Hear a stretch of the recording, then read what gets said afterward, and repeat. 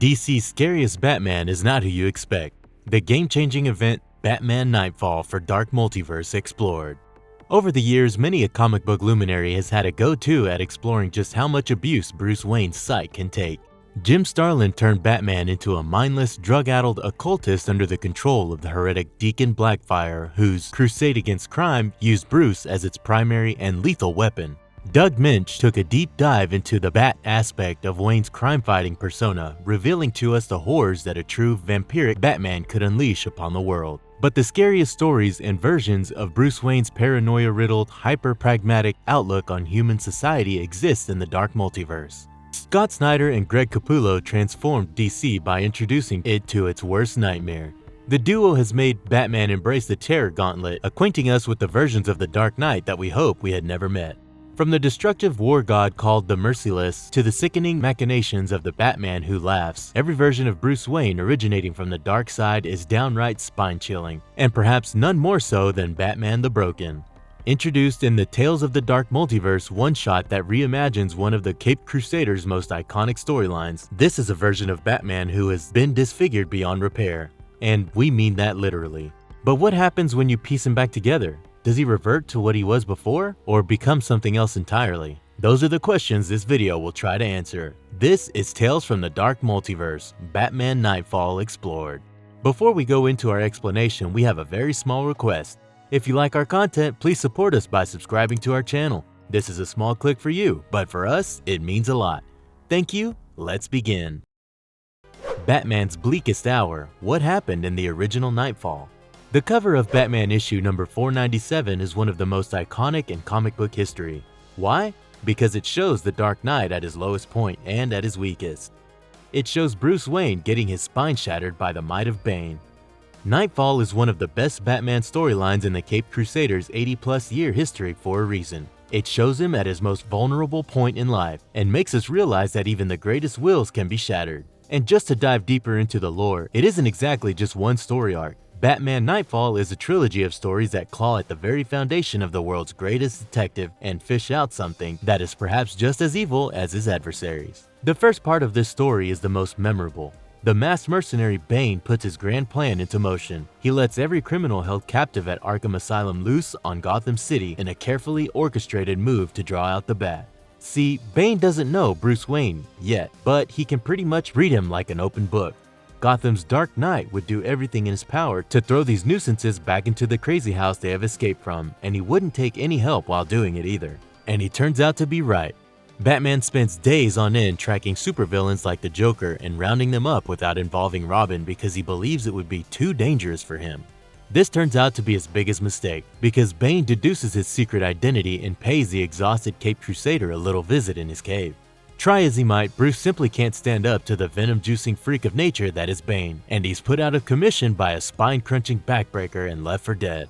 Even in this condition, all Wayne can think about is protecting Gotham City, so he asks the newbie vigilante, Jean-Paul Valley, aka Azrael, to pick up the mantle of Batman in his absence, a role Valley is more than happy to fulfill. But it quickly becomes clear that this would be an even bigger mistake than not anticipating Bane's plans, because John Paul manages to turn Batman from an intimidating vigilante to a necessary evil, and that is something Bruce Wayne would never approve of.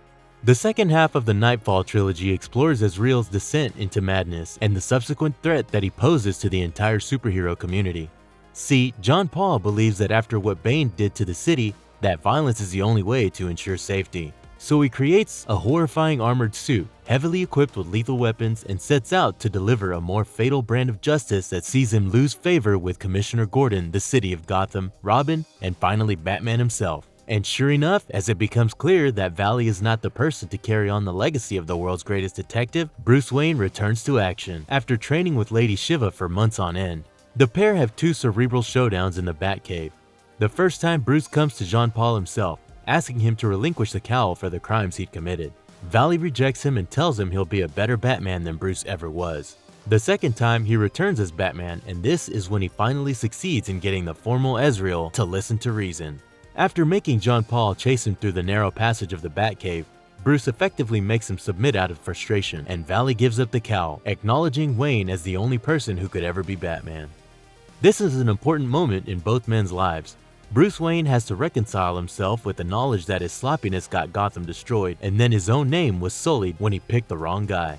Jean-Paul Valley has to contend with the fact that the voices in his head might not be leading him down the right path, and that he needed to make a real change real soon. But what if things had played out differently? What if Jean-Paul Valley never gave up on his mission? What if Bruce Wayne lost that night? What if the Batman went down a darker path all in the name of enlightenment? A Purging Fire. All hail Saint Batman. Tales from the Dark Multiverse, Batman Knightfall opens with the Fuginaut Tempus peering across the veil of the multiverse looking for as many champions of goodness as he can. He has anticipated the coming of Perpetua and is afraid of what the Batman who laughs is capable of doing, and so he looks to a familiar world where the events of Knightfall are still unfolding. Only in this world, Jean-Paul Valley's perversion of the Batman mantle becomes complete. In their final climactic battle in the Batcave, Azrael stabs Bruce Wayne through the chest and leaves him mortally wounded, reaffirming his belief that only he can bear the burden of leading Gotham City to its salvation as Batman. 30 years later, we see to our horrifying realization that the heretic was right. In his 3 decades as the iron-fisted prophetic ruler of Gotham, Jean-Paul Valley was successful in uniting the city under one cause, binding up its bloody wounds with Saint Dumas edicts. He has taken the time to scour Gotham clean of its corruption, replacing its democratic civil bodies with a theocratic regime. Laws were replaced by tenets, and police were swapped out for a militia of religious fanatics devoted to protecting the city as much as they were to their messianic leader, the unholy Crimson Menace who called himself Saint Batman. A Saint's Crusade for Acknowledgement, Jean-Paul's twisted Gotham City. Though the former Azrael had given himself the highest spiritual distinction that a human being could possibly aspire to be, his worthiness for that mantle is highly suspect. Saint Batman didn't turn Gotham into a paradise by preaching love and peace for all. He did it through personal intervention and brutal suppression. After killing the mass vigilante known as Bane, Jean-Paul decided that in order to implement his grand vision for the world's greatest city, he would need to become much stronger than he currently was, and so he started abusing Venom much like Bane. But he went further than the man from Santa Prisca ever had in his pursuit of power, and that got him hooked onto Venom, even worse than the time Bruce Wayne had got addicted to it in the Dennis O'Neill's 1993 classic. Hooked up on drugs and religious fervor, Valley spent his time as Saint Batman crushing out opposition and heresy without remorse. His code revolved around taking full measures, as was demonstrated by the public beheading of the Penguin for smuggling insurgents into the city. And for the most part, the works, Gotham has effectively become the last bastion of civilization in this version of Earth in the Dark Multiverse. A plague engineered by the Floronic Man is cutting its path through America, 2 years after the parasite orchestrated a cataclysmic event in Metropolis. Given these circumstances, everyone in the States is begging the tyrannical despot to open the borders to his safe haven so others could stand a chance of surviving in the coming apocalypse. But Saint Batman doesn't care. He's got bigger things to think of. The end of the third Sunday during the last month of summer was a special day for him after all. Though he had taken everything from Bruce Wayne and given it to his own quest for justice, the one thing he left untouched was Wayne Tower. Because as it turns out, this was where Jean-Paul Valley had kept his predecessor alive, though his living conditions could only be defined as torturous. All Jean-Paul wanted Bruce to do was acknowledge him as the one true Batman. But it looked like even after losing his limbs and having his remaining body suspended in agonizing stasis, Wayne's will never faltered. He tells Jean-Paul what he had told him for 30 years, that Gotham City deserves someone who would fight for her in her darkest hours, not a drug-addicted lunatic who would subjugate her to his whims. And going by that metric, Valley was still a colossal failure. Saint Batman's buttons are pushed further when he's informed that the insurgents have broken into the city square, so he dons his blood-red visor and grabs his flaming sword, preparing himself for his greatest battle till date. A loss of faith and a chance at hope. Azrael arrives at the field of battle flanked by his cardinal and torchbearer, fueled as much by venom as he is by faith. He begins taking down the heathens but is contacted by the spirit of Saint Dumas in his subconscious. His lord constantly disparages him as he fights, mocking his weakness and bringing up the faltering of his faith. He even goes as far as to agree with Bruce Wayne when he said that Azrael is losing his mind. But Jean-Paul doesn't listen to people who don't believe in him. He believes in himself as long as he can carry on, and Gotham City was his to protect. Saint Batman fixes a major infrastructure collapse that was threatening to sink Gotham all by himself, but is nearly killed by the effort. His soldiers inform him that they are holding the line and should be able to draw out long enough for their Messiah to recover and lead them into victory. But the Saint does not care. All he can see is his mission and the fact that he needs to bulldoze his way through the scum to accomplish it. He commands them to take him to the Dumas home, aka Wayne Manor, for a supersized venom boost, but finds himself betrayed by his closest confidant and lover, Madeline. See, while Ezreal was focused on driving the insurgents out of his paradise, it was revealed that the entire thing was a feint, and that the real plan was to sneak two individuals into Wayne Tower so they could rescue Bruce Wayne and restore hope. These individuals would turn out to be Lady Shiva, the woman who helped Bruce regain his strength and fighting prowess after Bane broke his back, and the Torn, the son of Bane himself. The League of Assassins operatives take down Saint Batman's fanatical troopers and free Bruce from his torturous predicament, but he seems to have given up on himself. He tells Lady Shiva that she should give up trying to save Gotham City, but she reminded him that under Batman, it used to glimmer as a beacon of hope to the world.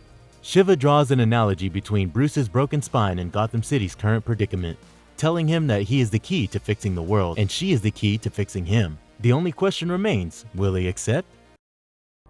The end and the beginning, the downfall of Saint Batman and the rise of Batman the Broken.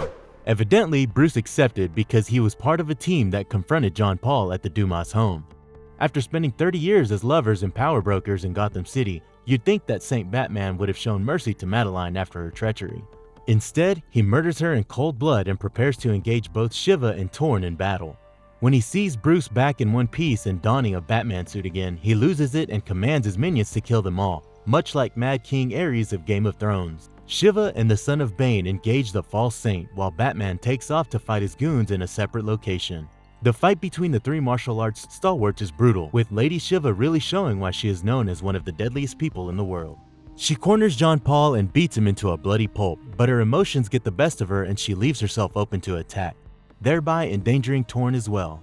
Basically running on fumes at this point, Valley horrifyingly rips off the arm of the Son of Bane and gulps down his venom-infused blood to replenish himself. But it would all be in vain. Up on the roof of the former Wayne Manor, Bruce Wayne is discovering his brand new body and its myriad of abilities, like the fact that he can disintegrate his physical self into billions of bat-shaped nanobots that give him the power of flight, or the fact that his tech-infused body structure can easily download the data of any person it comes into contact with, allowing them to live on his subconscious. So really, if he inflicts lethal damage upon someone, is he truly killing them? He ponders upon this evolution of his code, and he concludes that it isn't murder when they live on through him as he decapitates one of the Saint Batman's henchmen. For 30 years, John Paul forced him to watch as he perverted Bruce's life's work, his very name. But now, with the power he wielded in the current state of the world, he had to concede that Gotham's false saint was right in saying one thing. He did keep this city standing.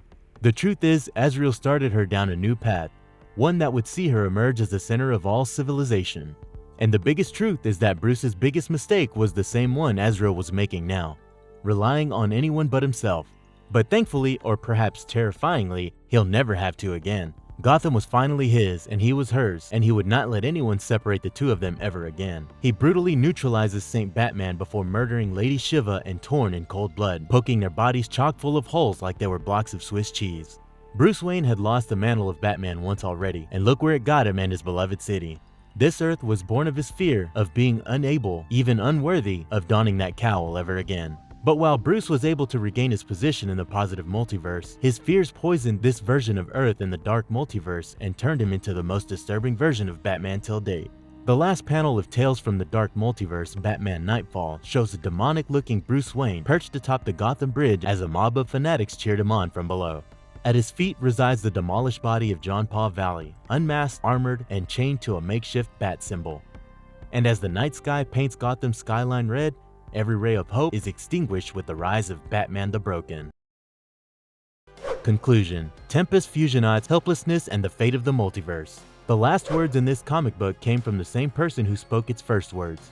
Tempus Fuginaut belongs to a race of beings whose duty is to observe the events unfolding in the multiverse, much like the Watchers from the Marvel Universe. He opened this issue with the promise of a crisis and the pursuit of hope. But by the end, he realizes that there is no hope on the world he's observing right now, because its proverbial Elpis has surrendered to depravity. At one point in this comic book, Lady Shiva tells Bruce Wayne that he is equivalent to hope in the DC universe, and in many ways she is right. Batman inspired Gotham City to do better than it ever had in his long, shady history. That is a fact. His actions, no matter how convoluted they were, always worked towards achieving the greater good, even at his personal expense. Batman the Broken is a representation of the death of Bruce's literal and figurative humanity. It is meant to show you exactly what will happen if he decides to take off all other bets and put his chips solely in his own pocket. Though we've always lauded Batman's practical approach towards fighting crime, it has always been tempered with the premise of him not turning into a brutal authoritarian. His no-killing rule is evidence of that. But when he decides to abandon every ounce of morality and adapt his code towards taking full measures, his dreams become the stuff of nightmares for the rest of the universe. Batman the Broken is the scariest version of Batman to ever exist. Not because of the torture and abuse he endured, but because of the fact that he gave in to his torturer's worldview and called it liberation. If oppressing millions of lives under a violent, dictatorial theocracy is his idea of doing the right thing, then we don't even want to guess what a bad day would look like for him. Bruce Wayne from the Dark Multiverse's version of Knightfall is a grim reminder of the idea that we shouldn't let our failures define us, because when they do, they give birth to monsters. And if you liked our content, don't forget to leave a like and subscribe to us if you haven't already. Have a good one and be safe. Thanks everyone.